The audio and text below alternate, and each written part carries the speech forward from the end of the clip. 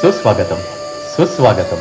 समस्त श्री गणेश भक्तांचे मनपूर्वक स्वागत करीत आहोत. मूर्तिकार ऋषिकेश मेस्त्री विकदेश दारविटकर. निवेदन भरत उतेकर. सजावट निलेश लाखण, गौरव पाटील, वैभव पाटील, पल्लवी लाखण, यश लाखण.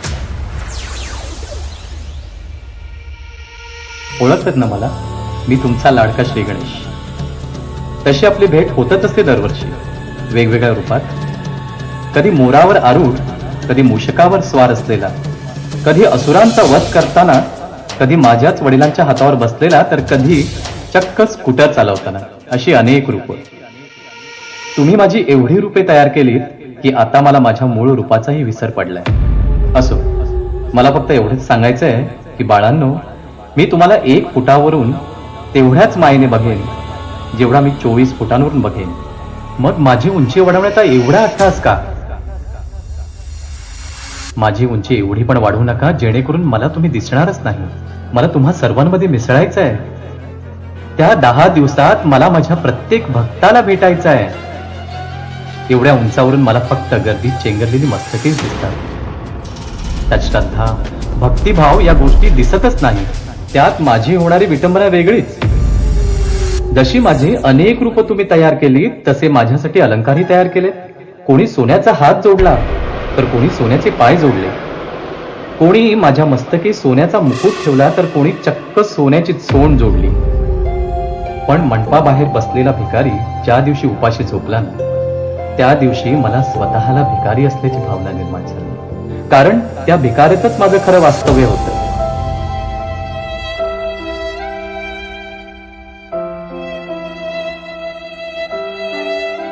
काय फायदा अशा बनावटी श्रीमंतीचा? बाळांनो, मला तुमच्या मनाची श्रीमंती हवी आहे. 64 कलांचा अधिपती मी. मला तुमच्या अशा सोन्या नाण्याच्या आमिषाने भुरळ पडेल का? प्रत्येकाने माझ्या उत्सवाची स्पर्धा आयोजित केली आहे. ज्याने माझे मोठे रूप साकारले तो श्रेष्ठ. ज्याने मला सर्वात आभूषणांनी मढवले तो अधिक श्रीमंत. ज्याने माझ्यासाठी उंच उंच मनोरे तयार केले त्याचा मान मोठा. अरे काय चाललंय हे? मानता ना, मी सर्वत्र आहे. माझी काही मूळ नावे वगळता माझं नवीनच बारसं घातलंय जणू. प्रत्येक वर्षी माझं नाव वेगळं. कधी कुठल्याशा रोडचा राजा तर कधी कुठल्याशा चाळीचा सम्राट. खरं तर आता मला माझ्या खऱ्या नावाचाच विसर पडतोय की काय असं वाटायला लागलं. एका सुज्ञ माणसानं मला देवघरातून रस्त्यावर आणलं. कारण हे तसेच होते. जीवन आपुले सार्थ करारे, राष्ट्रभक्ती निस्वार्थ करारे, एकजुटीने कार्य कराया. समाज एकत्र करणं, माझ्या आगमनाचं निमित्त साधून वेगवेगळे सांस्कृतिक कार्यक्रम सादर करणं आणि त्या कार्यक्रमांमार्फत लोकांमध्ये देशभक्तीची भावना प्रज्वलित करणं, हा त्यामागचा मूळ हेतू होता. बरं वाटलं होतं तेव्हा. पण सध्या चालत असलेल्या तुमच्या सर्वांच्या स्पर्धेमुळे मीच तुम्हा सर्वांमध्ये फूट पाडल्यासारखं वाटतंय. पण मला या दुष्कृत्यामागचा अपराधी ठरवू नका बरं. कारण मी कधीच नाही सांगितलं की मला उंच उंच मूर्त्यांमध्ये स्थापित करा. मला फक्त तुमच्या हृदयात जागा हवी आहे. बरं आठवलं, आधीच माझे भव्य दिव्य स्वरूप तुम्ही त्या एवढ्याशा मंडपात ठेवता आणि त्यात स्वतःसाठी जुगार खेळण्यासाठी वेगळी सोय देखील करता. आणि कोणी जाब विचारला तर उत्तर मात्र ठराविक, आम्ही राखण करतोय. अरे, ज्याने कित्येक असुरांचा वध केला त्याला खरंच तुमच्या संरक्षणाची गरज आहे.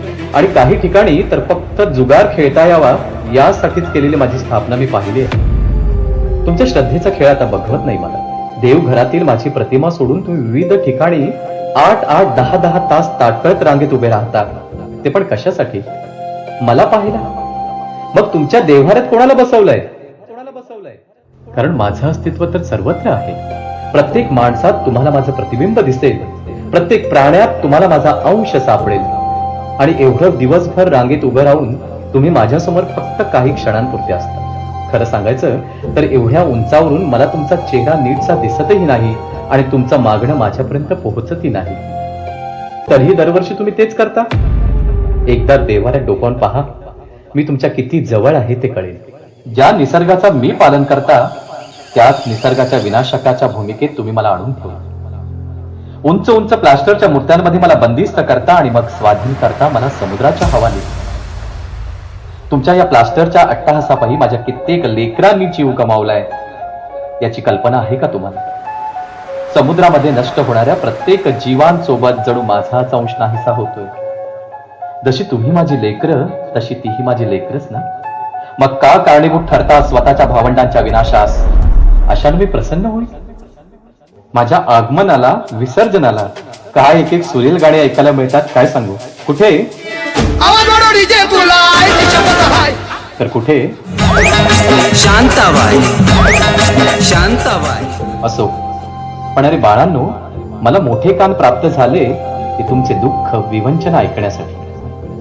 तुमची ही गाणी मला ऐकवत नाही तरी, आणि त्यांचा तो आवाजही मला सहन होत नाही. जेव्हा कुठेतरी कोणी मृदुंगाच्या तालात आणि अभंगाच्या सुरात माझी मिरवणूक काढतो ना, तेव्हा मलाही त्या मिरवणुकीत सामील झाल्यासारखं वाटतं.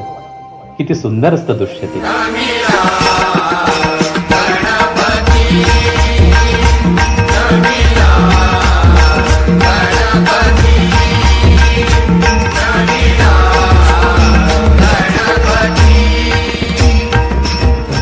पण हल्ली फारसं पाहायला मिळत नाही. पण जेव्हा मी ते पाहतो तेव्हा त्यांच्या सोबतच स्वार होतो. कारण तुम्ही व्यस्त असता वाद्यांच्या गोंधळात आणि मी रमून जातो अभंगाच्या सुरात. कधी कधी वाटतं निघून जावं या भूतलावरून, पण काय करणार. तुम्हीच तर मला मोठीमध्ये बंदिस्त करून ठेवलं. जोपर्यंत तुमची मानसिकता मला प्राणी मात्रात बघण्या एवढी सक्षम होत नाही, तोपर्यंत मी तुम्हाला कुठेच दिसणार नाही. तुम्ही बसा मला शोधत उंच उंच मूर्त्यांमध्ये. तुम्हाला कदाचित ठाऊक नसेल, पण माझं वास्तव्य तुमच्या अवतीभोवती आहे. रांगेत उभ्या असणाऱ्या तुमच्यापैकी एक मीच आहे. तुमची तिथे निगा राखणारा पोलीस कर्मचारी मी आहे. तुम्हाला पाणी देणाऱ्या हातामागचं धडही मीच आहे, तर तिथे तुमची काळजी घेणाऱ्याची धडपड सुद्धा मीच आहे. रस्त्यावरचा भुकेलेला भिकारी मी आहे, तर त्याच्या हाती लागलेला प्रसाद मी आहे. रांगेत वाजणाऱ्या भजनामध्ये मी आहे, तर ते ऐकणाऱ्या श्रोत्यांमध्ये सुद्धा मीच आहे. दर्शन मिळालेल्या सुखात मी आहे, तर दर्शन न मिळालेल्या दुःखात सुद्धा मीच आहे.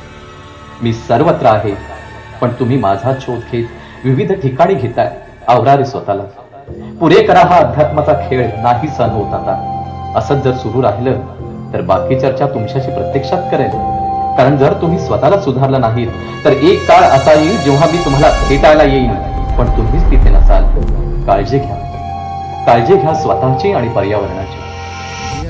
काळजी रे माझ्या देवा, काळजी रे देवा, काळजी रे माझ्या देवा, काळजी रे.